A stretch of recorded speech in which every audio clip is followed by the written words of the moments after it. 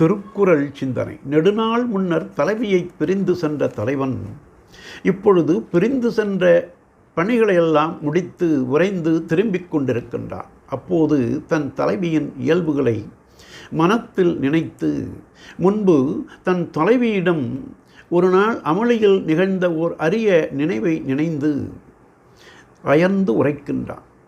நான் அவளை அமளியில் அழுந்த தழுவி முயங்கி கிடந்தேன்.